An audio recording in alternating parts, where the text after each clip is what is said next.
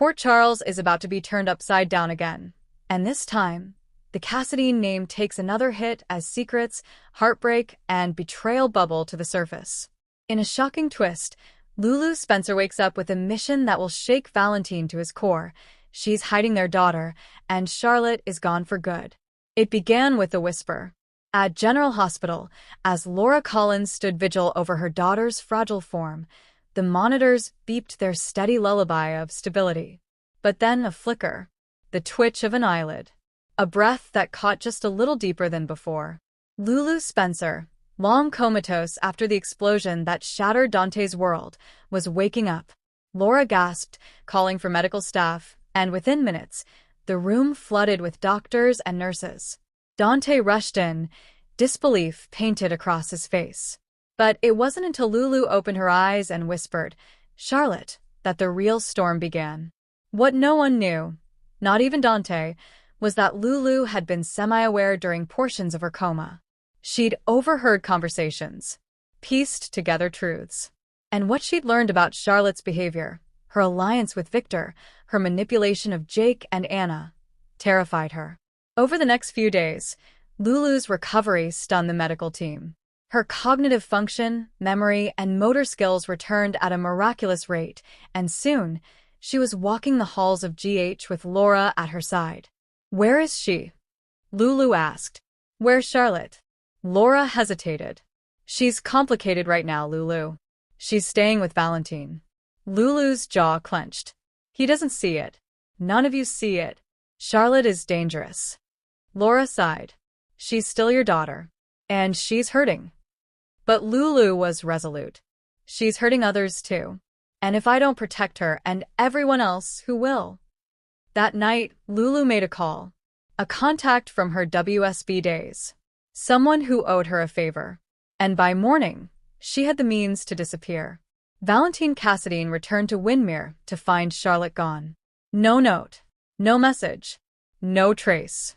Initially, he assumed she'd gone to visit Nina, who had been trying to build bridges since her fall from grace.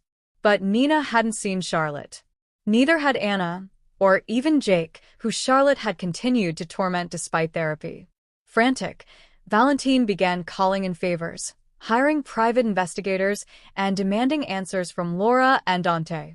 That's when the phone call came. A scrambled voice. "She's safe. She's with her mother." Valentine's blood ran cold. "Lulu," he whispered.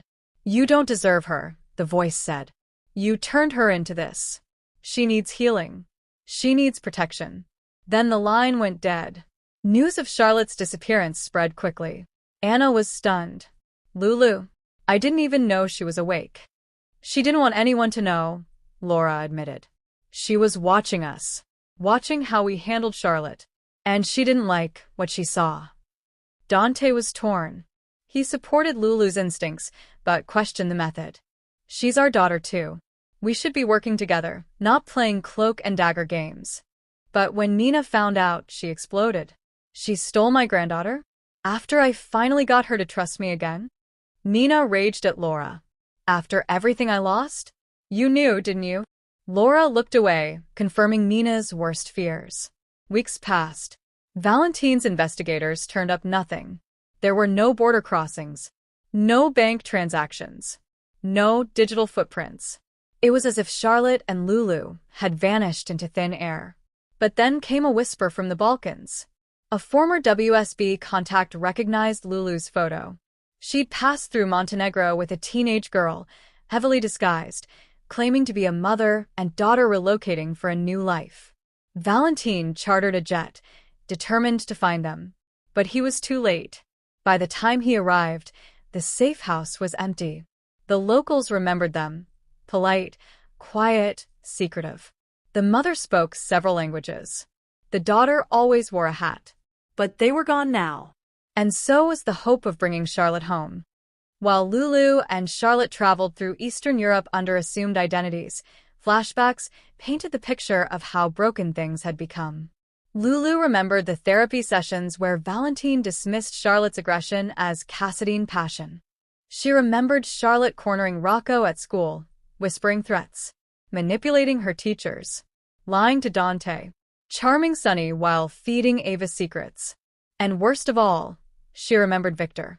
Victor had poisoned Charlotte's mind with visions of power, legacy, and control. She had been his prize, his protégé, and no one had stopped him. Not Valentine, not Nina, not even Laura.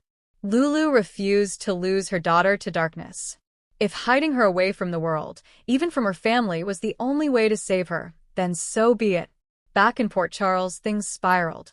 Valentine began to unravel. He blamed himself, hated himself, and turned on everyone, especially Anna, who tried to support him. "You should have stopped her," he growled. "You're WSB. You could have tracked her." Anna shook her head. "She's better than I ever was.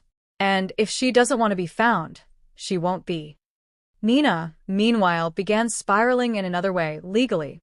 She attempted to file for emergency guardianship of Charlotte in Lulu's absence, arguing Lulu's actions were reckless abduction. Diane Miller ripped her argument to shreds in court. Lulu is the biological mother, and she's proven herself a capable, loving parent. Nina, your vendetta isn't just transparent, it's dangerous. The judge sided with Lulu, even in absentia. Then, just as hope was fading, Laura received a package. Inside was a letter. From Charlotte. "Dear Grandma, I know everyone is worried. I miss you. I miss Papa. But Mama says we're going to be okay now. We're somewhere peaceful. I'm learning how to ride horses again. And cook. And think without hearing everyone's voices in my head. Mama said I need to unlearn some things. She said I need to be a girl again before I can be a woman. I don't know if I understand that yet, but I'm trying. Please tell Papa I love him. And I'm sorry. Love, Charlotte." Laura wept as she read it.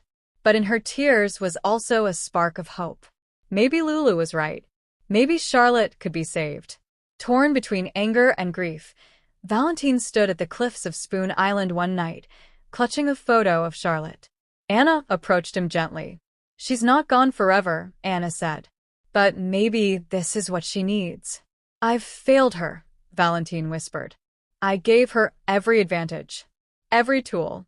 But all she saw was control and revenge. I made her a Cassadine." "You made her a survivor," Anna replied. "And now it's Lulu's turn to teach her how to live." Valentine nodded. "Then I won't fight. I'll wait. When she's ready, I'll be here." In a quiet farmhouse in the Swiss Alps, Lulu tucked Charlotte into bed. "Are you mad at me?" Charlotte asked. "No," Lulu whispered. "I'm proud of you." Charlotte hesitated. "Even after what I did? To Jake? To Anna? To you?" Lulu smoothed her hair. "You're a child.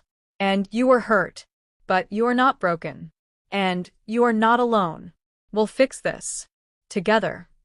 Outside, the wind howled softly over the snow. A new beginning had come. Not just for Charlotte, but for Lulu too.